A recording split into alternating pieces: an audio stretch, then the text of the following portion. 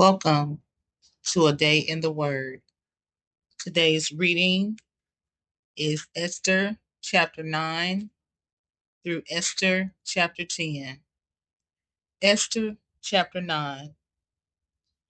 On the 13th day of the 12th month, Adar, the people who were supposed to obey the king's command. This was the day the enemies of the Jews hoped to defeat them, but now things had changed. The Jews were stronger than their enemies who hated them. The Jews met together in their cities in all the provinces of King Xerxes, so that they would be strong enough to attack the people who wanted to destroy them. No one was strong enough to stand against them. They were afraid of the Jews, and all the officials of the provinces, the satraps, the governors, and the king's administrators helped the Jews. All the leaders helped them because they were afraid of Mordecai. Mordecai had become a very important man in the king's palace. Everyone in the provinces knew his name and knew how important he was, and Mordecai became more and more powerful. The Jews defeated all their enemies. They used swords to kill and destroy them. They did what they wanted to the people who hated them. They killed and destroyed 500 men in the capital city of Susa. They also killed these men: Harshenatha, Dalphon, Aspatha, Horatha,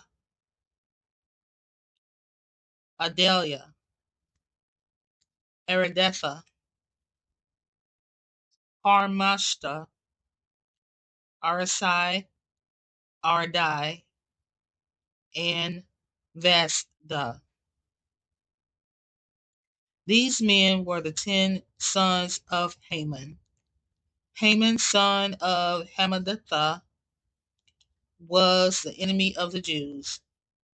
The Jews killed all the men, but they didn't take anything that belonged to them.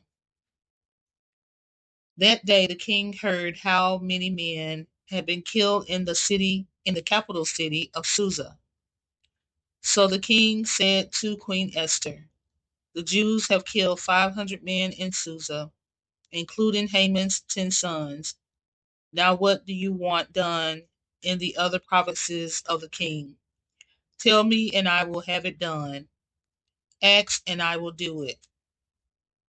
Esther said, "If it pleases the king, please let the Jews in Susa do the same thing again tomorrow. Also, hang the bodies of Haman's 10 sons on posts." So the king gave the command that it should be done.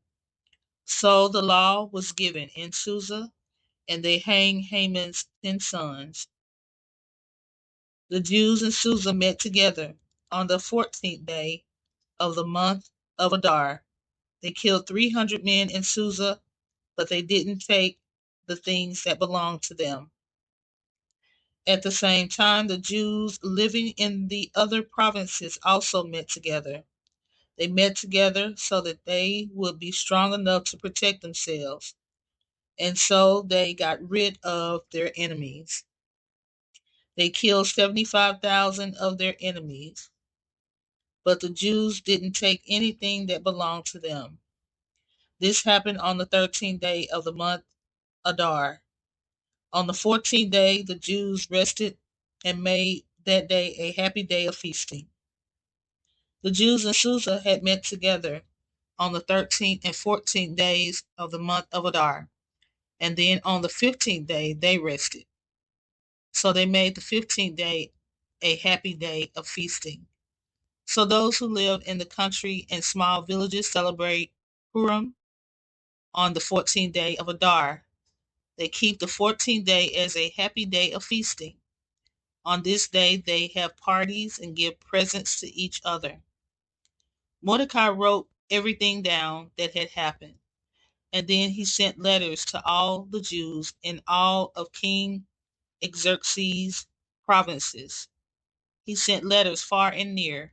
He did this to tell the Jews to celebrate Purim every year on the 14th and 15th days of the month of Adar. They were to celebrate those days because on those days the Jews got rid of their enemies. And they were also to celebrate that month as the month when their sadness was turned into joy. It was a month when their crying was changed into a day of celebration. Mordecai wrote letters to all the Jews and told them to celebrate those days as a happy day of feasting. They should have parties, give gifts to each other, and give presents to the poor. So the Jews agreed to do what Mordecai had written to them, and they agreed to continue the celebration they had begun. Haman, son of Hammedatha, the Agagite, was the enemy of all the Jews. He made an evil plan against the Jews to destroy them, and Haman had thrown the lot to choose a day to ruin and to destroy the Jews. At that time, the lot was called a pur. Haman did this, but Esther went to talk to the king. So he sent out new commands. These commands not only ruined Haman's plans, but these commands caused those bad things to happen to Haman and his family.